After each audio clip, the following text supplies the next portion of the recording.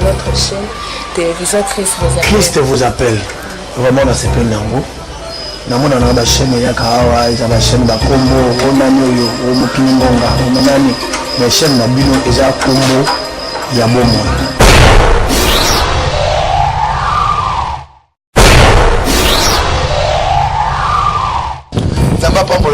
Et je crois que le Seigneur vous bénira partout où vous nous suivez. Que Dieu bénisse la chaîne. Christ vous appelle. Bien de mutu bokoki kotuna Mike obina ile rola fali. Inge lobani ntango yobini bongo. Tubokoki kotuna Mike obina ile rola fali. Inge lobani ntango yobini bongo.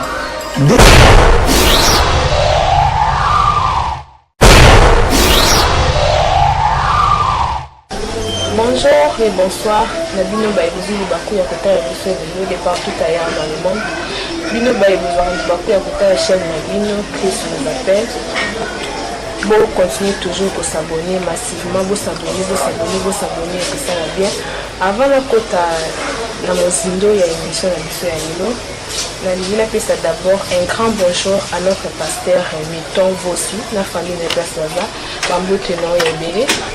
La plateau a fait Stéphane dit Nazana mon côté, Nazana invité au Yobonika, beaucoup moins autour à Kenda Wapi, pourquoi Zoubni Sababom, pourquoi trop de silence bouillé, Nazana et Awa Pébéni, Nazo Senga na coordonnateur omelette, à me canter pour faire la boussole et tomber pour moi invité la boussole et la Bonjour frère Joseph.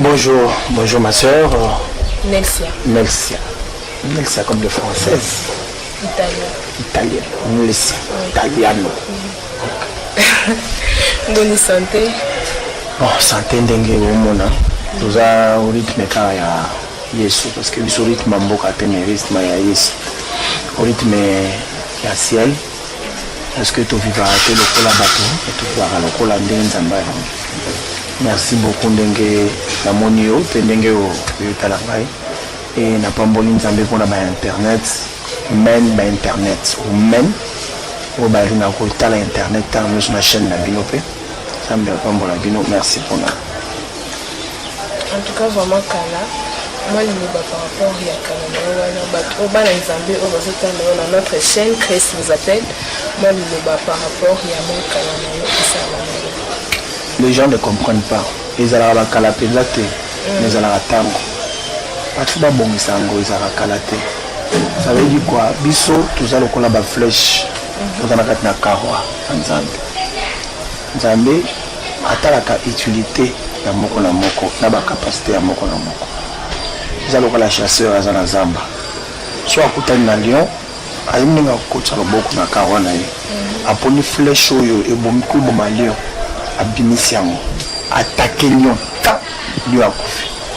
Akokutana pe na simbiriki akutana na simbiriki akozwa flèche oyo kokana na âge ya simbiriki abeta attaque.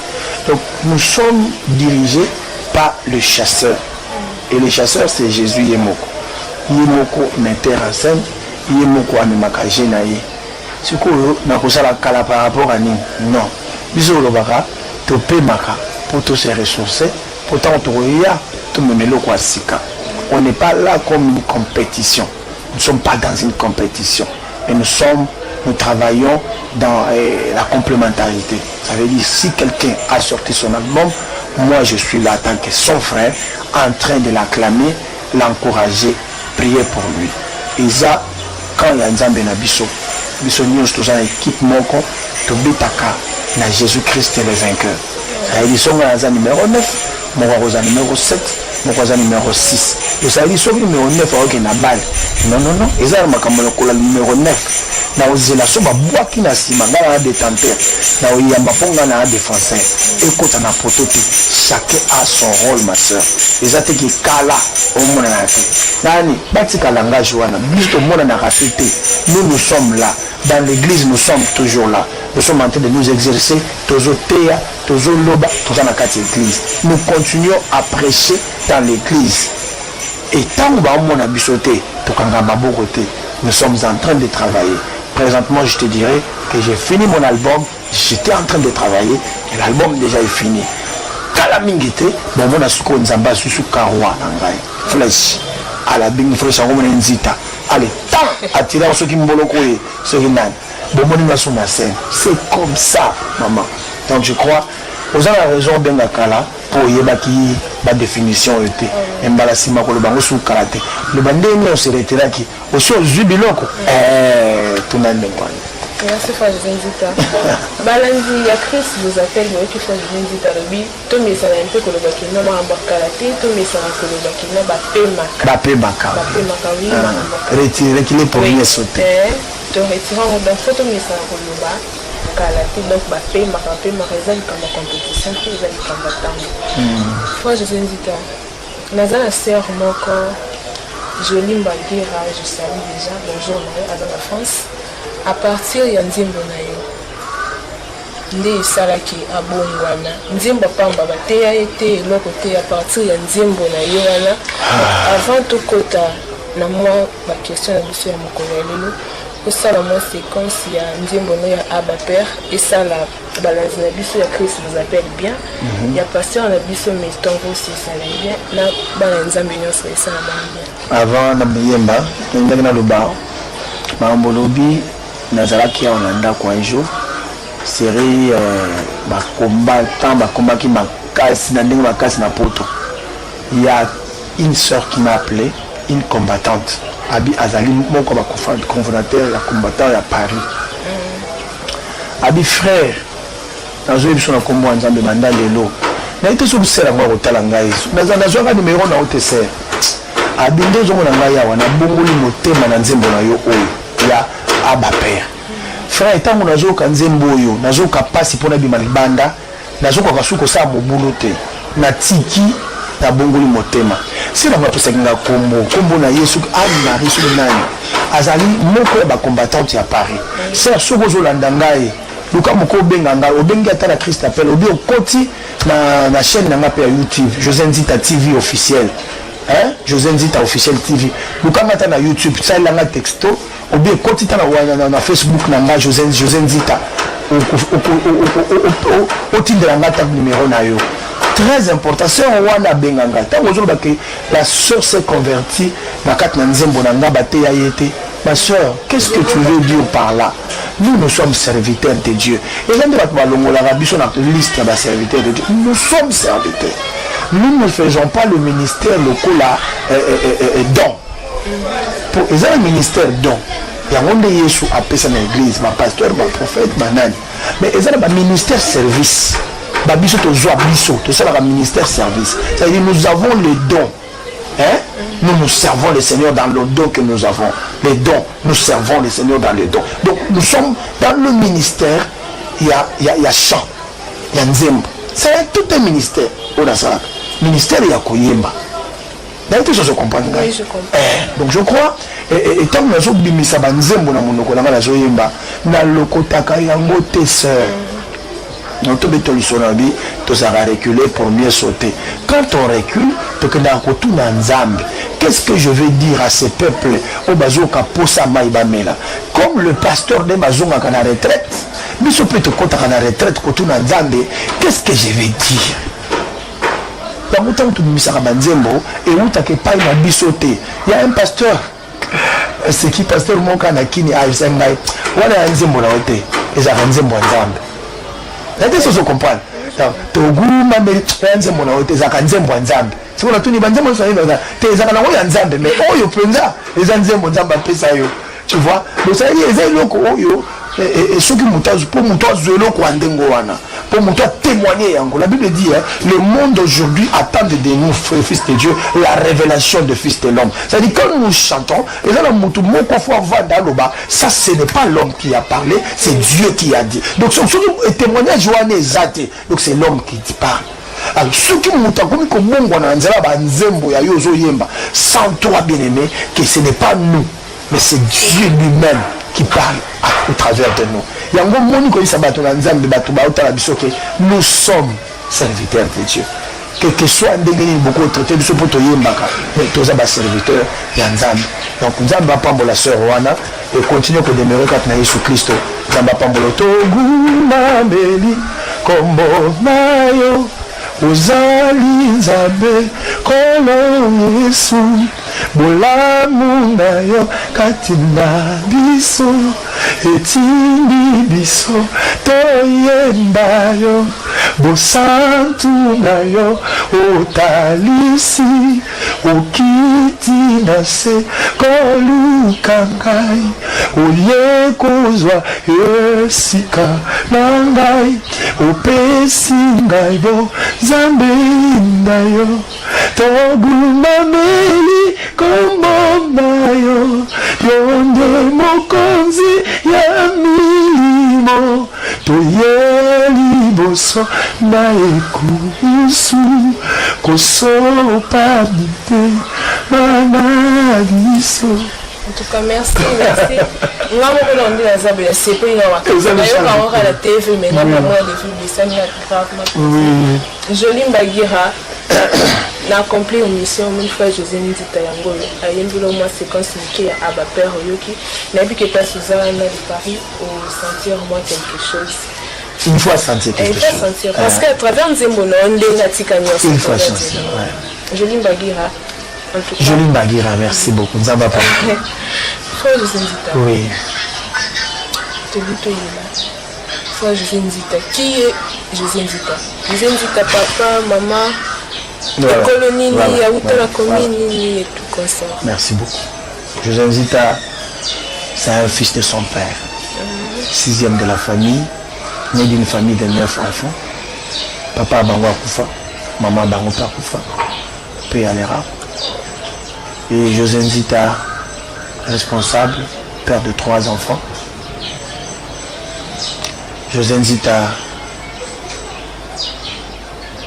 gérant et orchestre, une mélodie du ciel. Où nous avons mon PDG, patron. Je dois être gérant. José Nzita, né de nouveau, baptisé de l'eau et de l'esprit, un frère chrétien. José Nzita a son pasteur, le pasteur Didier Nkulu, que je salue, et maman Malachi. José Nzita a son église, église La Pépinière à Matete, quartier Ndilima, en face à Kouenge, à la station. Je prie là-bas. José Nzita, c'est un frère consacré, chantre de l'Éternel. Okay, merci frère José Nzita. Balanzi na biso ya Christ nous appelle à la télévision. Bozaki boza ebele ya kolanda biso continuer encore s'abonner massivement et que ça va bien voir que José Nzita, papa puis maman akufi paix à leurs âmes. Frère José Nzita. Nalingi na yeba parce que confusion et quotidien entre bino ba chrétien et musicien chrétien en fait. Na biso nde tobenga biso ba Congo ba musicien ya mokili nde tolobaka. Il y a une vidéo ezo circuler ya frère moko bo avec la musique ya mokili. Na bito ça kotanga kombo na ye tanga frère Fali danse na ye moko bezo bina mais puis vidéo mosusu yo bima ya frère na biso ayemba lokola yo Mike Kalambai bazo bina même danse confusion wana bato bazo loba un peu plus nini bolingi bomema biso jusqu'au bino na bango différence eza société. Merci beaucoup. Vraiment en tout cas tant que la émission boy tout ça la émission boy pour nous ça là qui avocat ya mutete.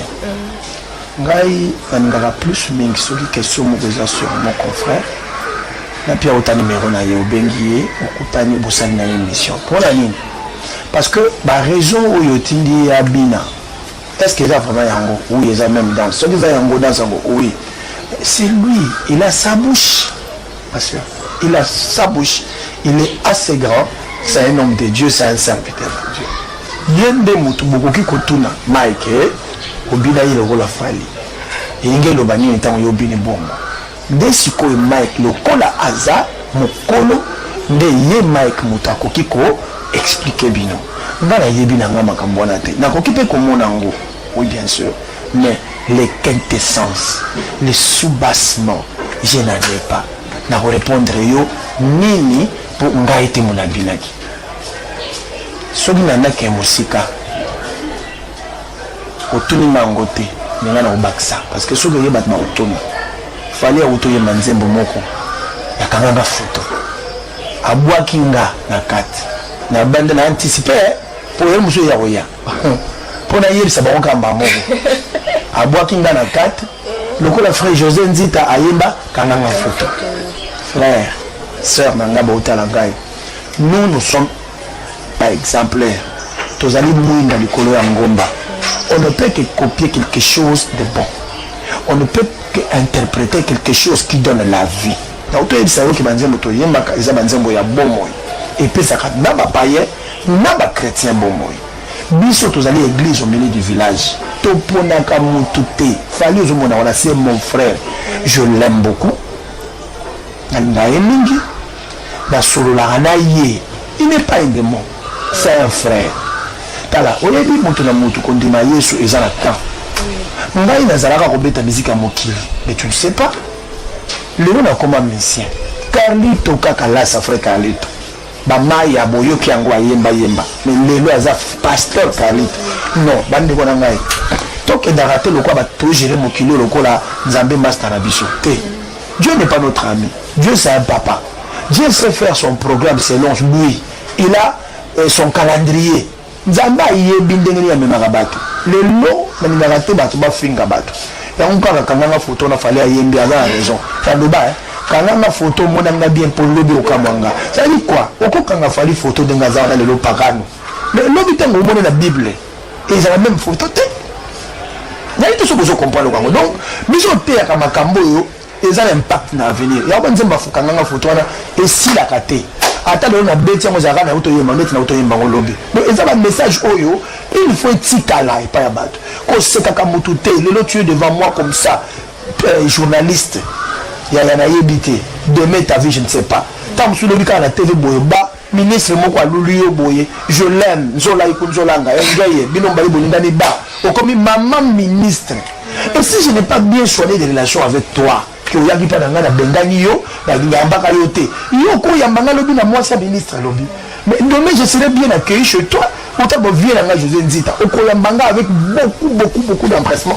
beaucoup d'estime parce que il dit que dans zanano mutuna yo dans zanano vient na yo na traiter yo bien na yamba yo bien mais est-ce que vous comprenez quoi yangonde lekilikambo alors bien maintenant il ça yo kobanga te soko moni la biloko ndengwa et salama peut-être les abalangage nzambe on ne sait pas biso ba nzambe nous ne pouvons pas fuir les païens non nous devons être avec les païens pas pour être comme les païens mais pour les enseigner comment devenir enfants de Dieu voilà Paul Alobati comme pour les païens chez les païens j'étais comme eux mais pas pour écouter leur message mais pour les transformer on comme moninga ya mpaka facilement koyoka parole ya nzambe ngai bato mingi nakutana na manda chante à musulman c'est mon frère je l'aime beaucoup tokutana encourage anga trop to solo la alinga ko yokutu maloba nzambe na munoko na ngake bato mususu po amuna mamba linga biso te mais yo na mali misamu wangi ba pile biso bino so boye pa na biso ko solo la biso bien to kala mona bino pena yo so ko teinga na kondima yo imagine edingwe ka moko ya ngenge muto na ngenge kache alobana nga banzembo na ngai mteneme na lola so na PC cassette na ngai ya bomo edingwe aotala nga soka aotala ngai vie na ngai dinge ya vie idi ya mateta aotala ngai aba banzembo na yoso na yoke ona mona ka lola pembeni ko mbinge la nga banzembo na hote ya mteneme na lola bon muto lola yi azo reconnaître grâce wana ya ba lola pourquoi couper lango pourquoi ko zala musika na ye moso ngai ndira za porte na ye ya lola tant na tangeli e porte wana yesu a bénéficié to yesu a perdu ta bande ko bati ko sa ba on ne fait pas de blague avec les âmes du Seigneur. Amanzamba za amanzamba. To yebi forma di melagate. Amanzamba la prier belé. Keba. Comme un pasteur trop carré, n'a trop extrême. Yo. Yesu yemo kwa yaka liaka na bapagano. Attention. Attention, bilo comme sous to kotsa ngote lokwa ba famille et comme lokwa neti yo zaka nokwa Yesu de la lola yo mto hotel mapo kotsa batu. Tika. Eloko wanate. Merci voilà. Frère José Nzita pour toujours kotaka la kasa muzindo et ça la jolie mbaki ratobe ta 4 bien vous devez taper 4 na José Nzita ndengo lobaki frère José Nzita yo moko uso lobaki na fali frère na yo est-ce que yo bakaza grand fan na yo fali te na age na kozayana te na lobi ndeko lobi par rapport que non azali petit frère motu moko bozalazala ne tolingaka ye mingi parce que video na ye mpe circulaki tomoni degré ya kozala fan na yo akomi voir même kosala video na kati ya voiture na ye ya ye manzembo nga moseka omoni lokango est ce que yo moseka ngelo bani ngelo ba vierge vous comprenez est ce que ngelo ba vierge biso bana nzambe bato bakota lola fu bazala moseka siko nzambe azoyeba te azoyemba vie éternelle nzambe alola basemence mosusu tiango na monoko ya moto yango nde moto ekochange vie na ye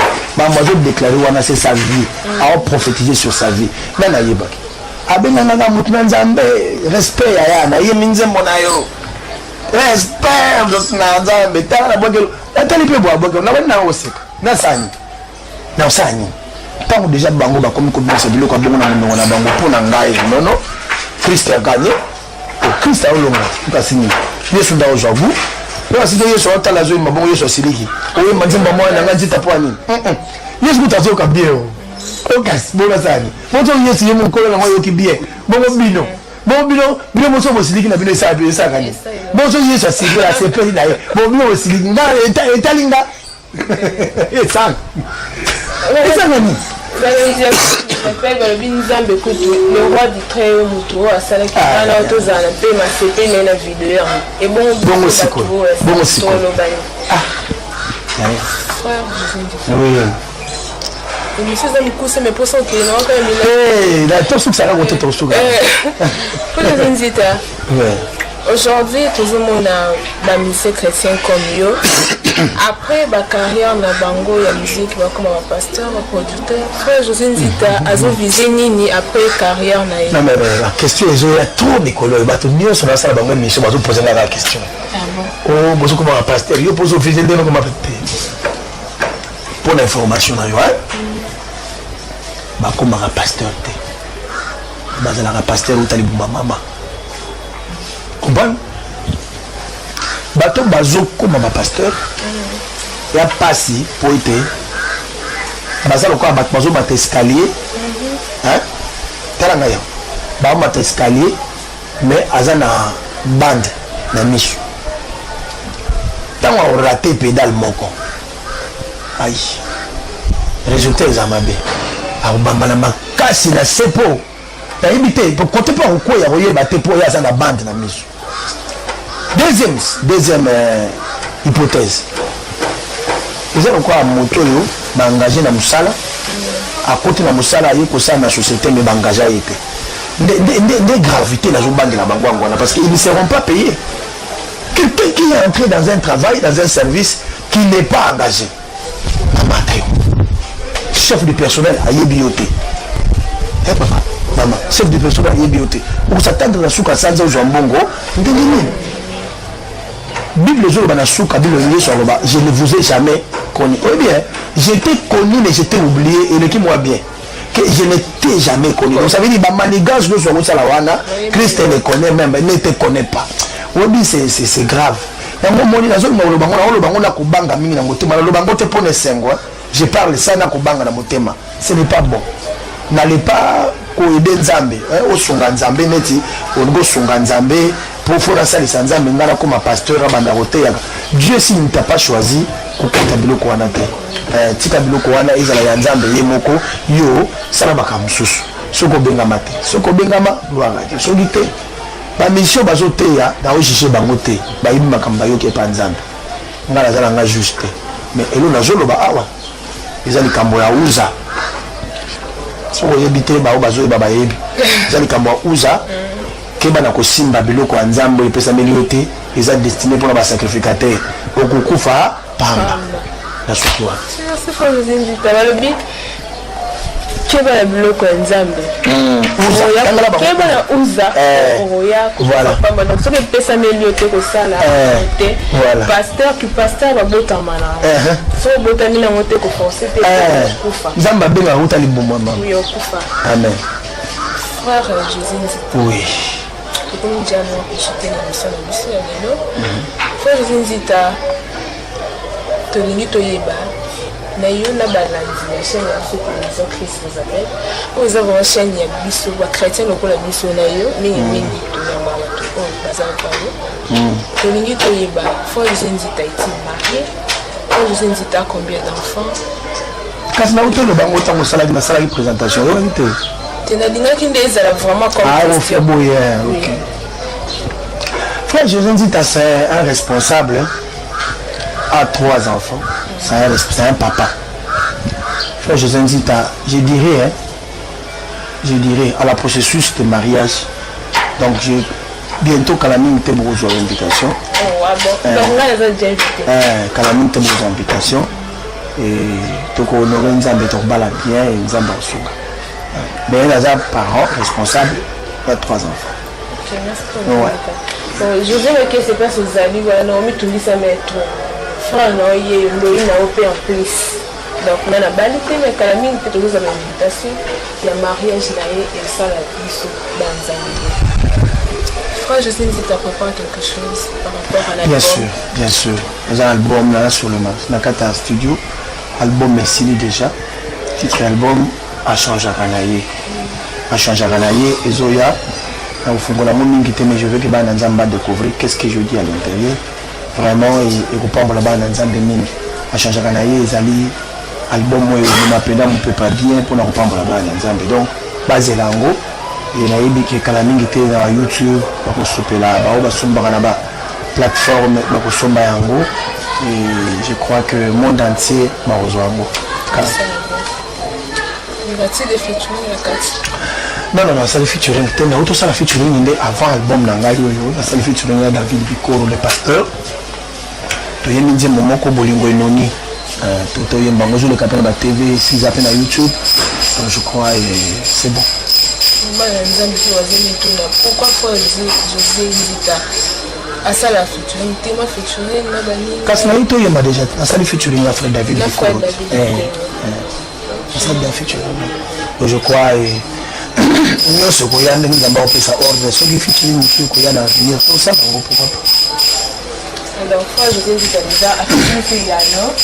Si les featuring les a pourquoi pas à ça la featuring à voir à tes questions ceux qui t'a été mis en ça featuring à ça featuring parce que déjà nous que ça featuring on a notre frère David Bikoro a aussi déjà que ça on a featuring Frère José Nzita tout comme vraiment cochité la émission de Bisso moi Liloba par rapport à notre chaîne télévision Christ vous appelle vraiment dans ces pays nango namona na chaîne ya kahawa eza chaîne bakombo onani oyo omukini ngonga omanani mais chaîne na bino eza kombo ya bomo Christ vous appelle vraiment c'est une très bonne chaîne oyo bananza bakolanda je ne pense pas que awa information moko ya mabe ko leka parce que awa il faut tout le belaka plus Yesu donc là c'est Jésus qui nous appelle qui vous a aussi appelé moi na vous conseiller bino servez Dieu.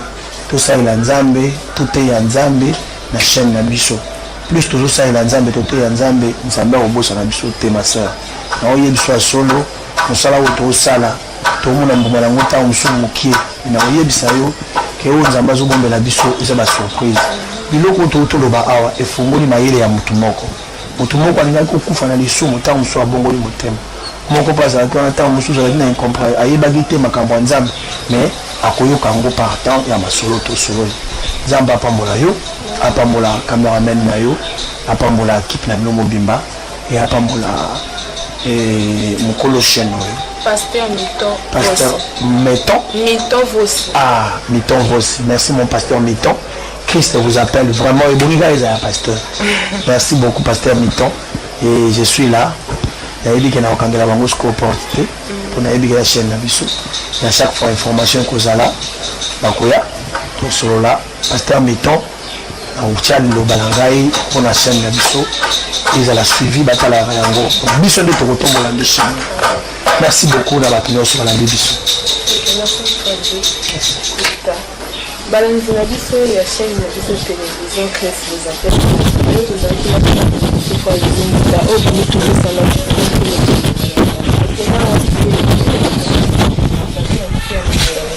Jolie Bazira, tu es d'accord. Moi, je vais te casser la phrase de Zénithia.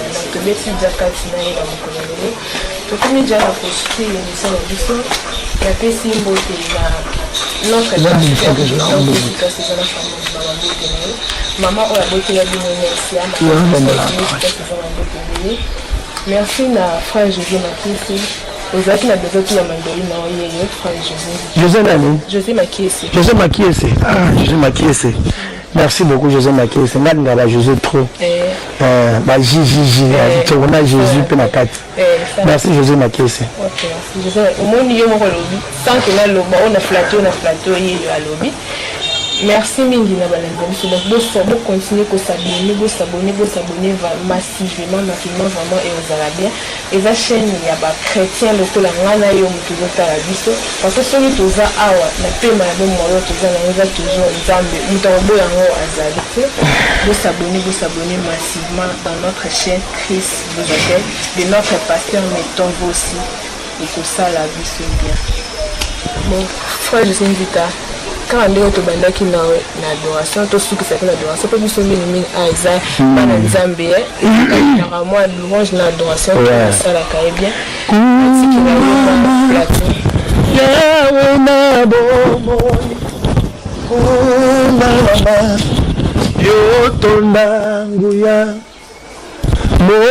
mokili esimami na loboko nayo yangu ya ozali na liloba ya suka na bomoi na ngai nani akoki kobenga butu einda tongo etana soki yote nzambe polikolo openase esimbami na yo bokonzi na yo eumela seko na seko olokotaki ngai na putulu osukolinga lelo otomboli ngai kumama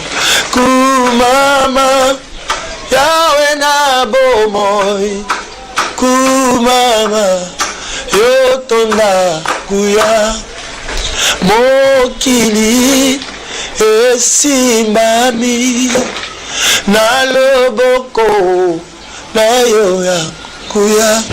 Que Dieu vous bénisse. Et je crois que le Seigneur vous bénira partout où vous nous suivez. Que Dieu bénisse la chaîne Christ vous appelle.